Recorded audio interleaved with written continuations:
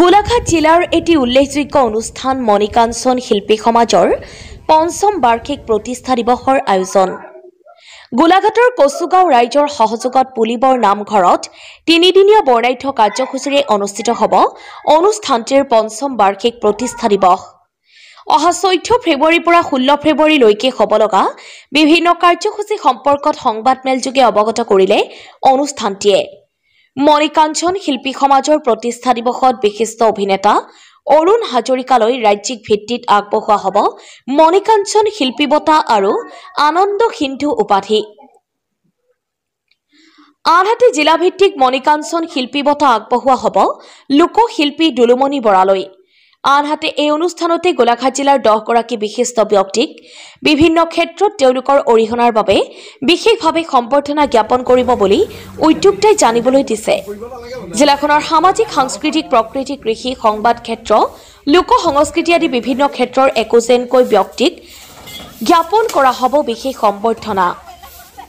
প্ৰতিষ্ঠা দিৱসৰ লগত সংগতি ৰাখি সদৌসম ভিত্তিত দিহানাম প্ৰতিযোগিতা, খনিকৰ পুথি পাঠ, শিশু ভাওনা আদি বিভিন্ন কাৰ্যসূচী অনুষ্ঠিত হ'ব।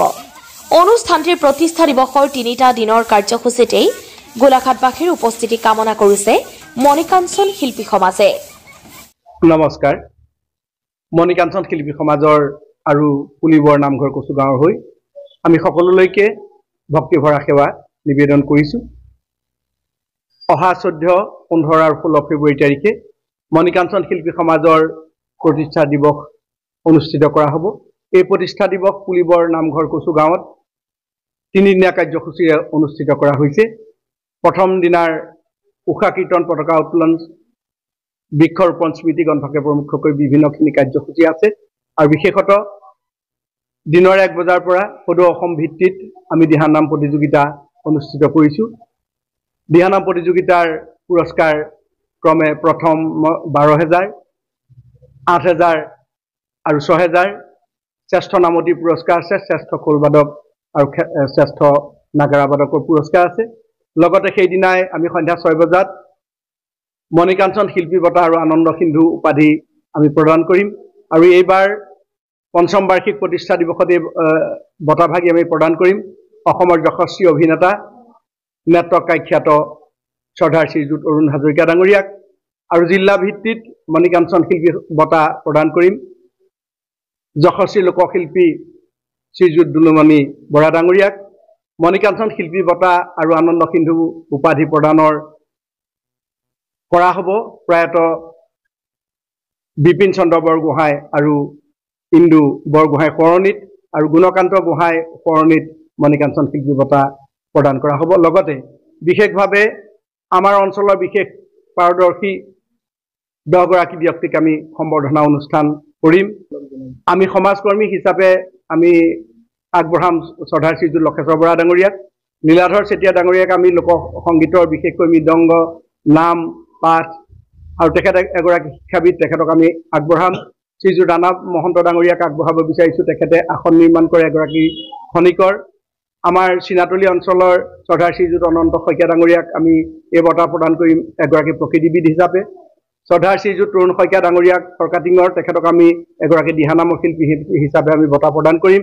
আৰু লগতে আমি বঁটা প্ৰদান কৰিম বুঢ়ালিকচনৰ ৰাষ্ট্ৰীয় পুৰস্কাৰপ্ৰাপ্ত খেতিয়ক শ্ৰীযুত পল্লৱ গগৈ ডাঙৰীয়াক। আৰু লগতে DY 365ৰ সাংবাদিক আমাৰ শ্ৰদ্ধাৰ শ্ৰীযুত বেদাংগ তামুলী ডাঙৰীয়াক আমি সংবাদকৰ্মী হিচাপে আমি এই বঁটা প্ৰদান কৰিম। লগতে এই নামঘৰৰ নামঘৰীয়া সংস্কৃতি সাধক শ্ৰদ্ধাৰ শ্ৰীযুত মহেন ফুকন ডাঙৰীয়াক আমি সম্বৰ্ধনা জনাম। আৰু লগতে সাহিত্য চৰ্চাৰ অগ্ৰগণী ব্যক্তি শ্ৰদ্ধাৰ শ্ৰীযুত নিত্যানন্দ গগৈ ডাঙৰীয়াক আমি সাহিত্য চৰ্চাৰ কাৰণে তেখেতক এই বঁটা প্ৰদান কৰিম। আৰু লগতে একালৰ সুনাম থকা পুলিবৰৰে শ্ৰদ্ধাৰ শ্ৰীযুতা অমীয় সন্দিকৈ ডাঙৰীয়ানীক আমি বিহু শিল্পী, লোকশিল্পী হিচাপে আমি সম্বৰ্ধনা জ্ঞাপন কৰিব বিচাৰিছোঁ। লগতে শেষৰ দিনা 16 তাৰিখে আমি এখনি শিশুৰ ভাওনাও অনুষ্ঠিত কৰিম, ৰাৱণৰ মুক্তিযজ্ঞ। আৰু এই মুক্তিযজ্ঞৰ নাটভাগীৰ পৰিচালনাৰ দায়িত্বটো থাকিব মণিকাঞ্চন শিল্পী সমাজ।